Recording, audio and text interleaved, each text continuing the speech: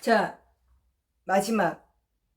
실제 전해져 내려오는 이야기입니다. 근데 이거는 아주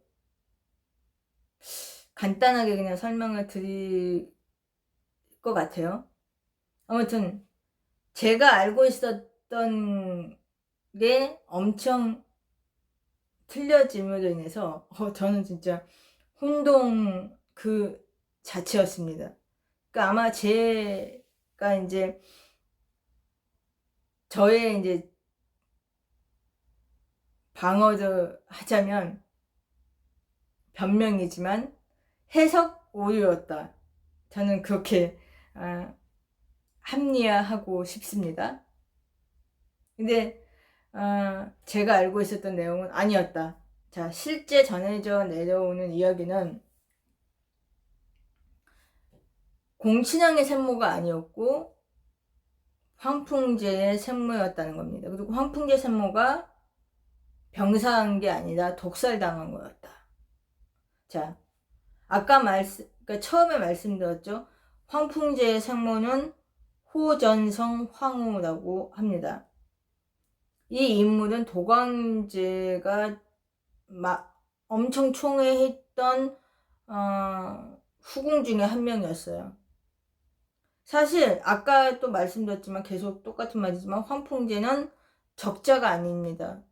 서자입니다.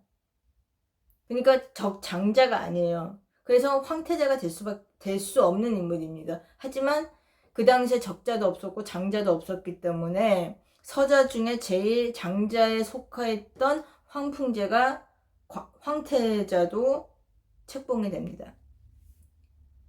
근데 아까 또 말씀드렸던 거지만 도광제 마음에 황태자를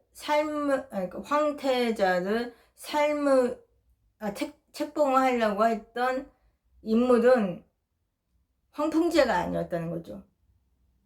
더 나은 황제의 제목이라고 생각했던 아들 공친왕이었다는 겁니다. 근데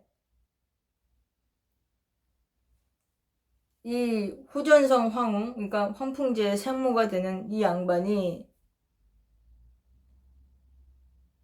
이건 말도 안 된다.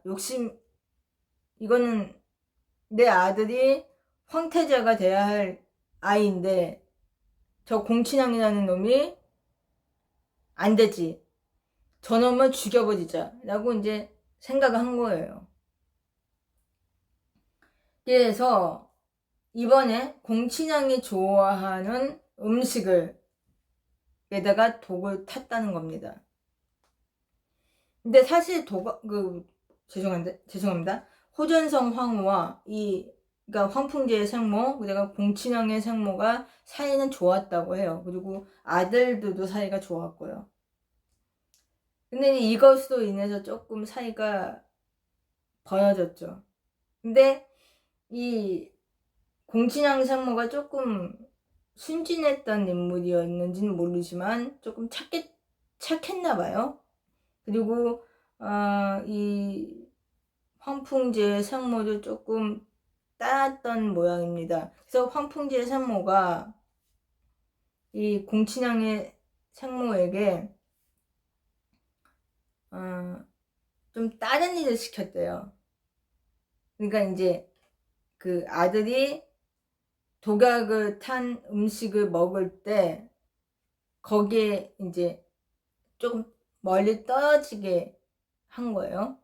그래서 그 자리에 이제 자기가 이제 곁에 있고 공친왕에게 맛있는 음식을 대접하는 척하면서 거기다가 독을 타서 먹인 겁니다.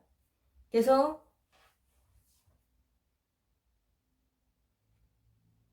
사경에 헤맸다고도 하고 그 전에 발각이 됐다고도 합니다. 그러니까 정확한 내용은 아니에요. 그래서 아무튼 그거에 또 이제 도광제가 노여워서 워낙에 총애했던 후궁이자 황태자가 될 생모이니 굳이 죽이지는 못하고 그냥 감금 처분만 하라고 이렇게 명령을 내렸다는 겁니다. 근데 모호가 강하게 나온 거죠. 죽이라고. 아무리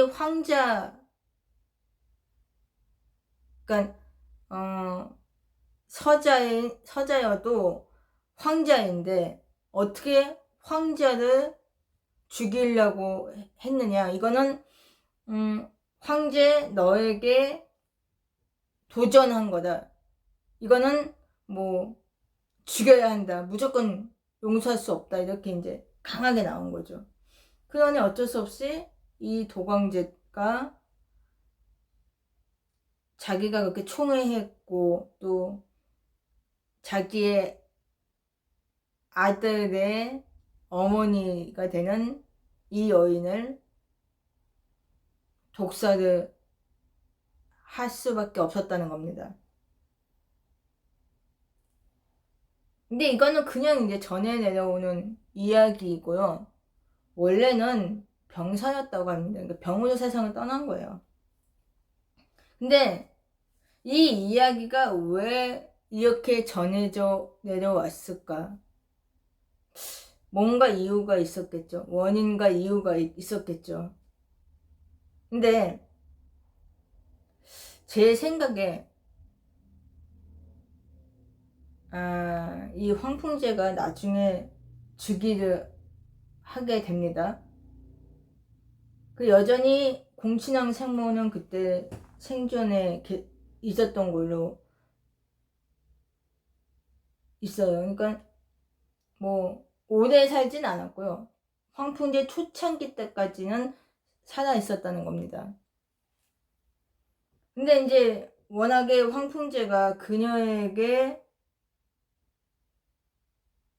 성장했기 때문에 또 친아들처럼 이렇게 잘 해주고 그랬으니까 이 황풍제도 이 공친왕 생모에게 그 어머니에 대한 사랑 또 존중심이 조금 지니고 있었던 것 같아요. 당연히 있었겠죠. 그래서 처음에는 좀 효자처럼 이렇게 했대요. 그리고 공친왕과도 사이가 좋았고요. 초창기 때는 즉위 초창기 때는 그러던 중에 공친왕 생모가 세상을 떠납니다. 그리고 황풍제 태도가 조금씩 달라졌다고 합니다. 그러면서 이제 공친왕을 견제하기 시작을 합니다. 나중에는 완전히 외면을 하며 사죄 몰기도 한 처분을 하죠. 근데 저의 이제 개인적인 생각입니다. 이게 역사적인 정확한 이야기인지는 모르는데 제가 또 그 환풍제에 대한 책, 그 중국 책 제가 보여드렸잖아요. 그 책에서 제가 해석을 했던 건데 그것도 좀 오류가 있을 수는 있지만 저는 제가 판단하기에는 그랬을 것 같다 해서 제가 말씀을 드리는 겁니다. 그러니까 늘 말씀드리지만 저는 역사가가 아닙니다. 그냥 제 호기심에 그냥 책을 보고 해석하고 이렇게 말씀을 드리는 겁니다. 그러니까 사실과 거짓이 조금 섞여 있다 라고 그냥 그렇게 생각하시고 들어주셨으면 좋겠습니다. 근데 저는 해석한 거기 때문에 오류라고만 말씀을 드리겠습니다. 거짓이 아니고요. 자, 이게 무슨 얘기냐? 왜 제가 그렇게 그 사지에 뭔 처분을 했다는 얘기를 왜 이렇게 자신있게 말씀을 드리느냐? 제 억지일 수도 있습니다. 자, 사지에 모였다는 얘기가 뭡니까? 죽이려고 했다는 거 아니에요. 그 당시에 이제 누구죠? 베이징에 있었던 황풍제와 서태후, 여러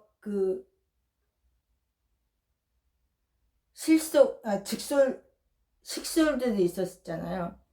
국녀 황관들 다 그 프랑스나 그 서양 군인들이 베이징으로 쳐들어오면서 저기 열화 벌궁으로 피난을 가잖아요. 근데 피난을 갈 때 베이징의 수비를 맡은 게 공친왕입니다. 근데 저는 그게 사지의 몰 처분이 아니었냐라는 생각이 들거든요. 그리고 공친왕을 황풍제가 견제하는 나머지 사지까지 모았다는 의심을 저는 벗을 수가 없습니다. 전 계속 그렇게 나갈 것 같아요. 다른 분은 어떨지는 모르겠지만. 그래서 이 이야기가 그렇게 전해져 내려온 원인이 아니었을까라고 저는 생각이 들면서, 다른 분들은 어떻게 또 생각하시고 전문가들은 어떤 말씀하실지는 모르겠지만 저는 이렇게 저의 생각을 말씀드렸습니다. 황풍지의 생각에 생모의 죽음, 독사설을 믿었으며 그 배우의 공친왕 생모인 정귀비 또 가담했다는 걸 좀 마음속에 지니고 있었지 않았을까. 그래서 정귀비가 생존해 있을 때는 그냥 효자인 것처럼 잘해줬지만 그녀가 죽고 나서 그의 아들에게 복수한 것이 아닐까. 그리고 또 열등감도 있었을 것이고요. 왜 그러냐면 자기보다 더 잘났으니까요. 하지만 그는 젊은 나이에 매독이라는 못된 병에 걸려서 일찍 세상을 떠나고 맙니다. 그리고 그 어린 아들 동치제가 즉위하고 그 수엄천정을 이렇게 야망이 강하고 욕심이 많았던 사치스러웠던 서태후에게 정권을 빼앗기면서 이 청나라는 망할 수밖에 없었다. 저는 그렇게 결론을 짓고 싶습니다. 자, 오늘은 이만 줄이겠습니다. 감사합니다.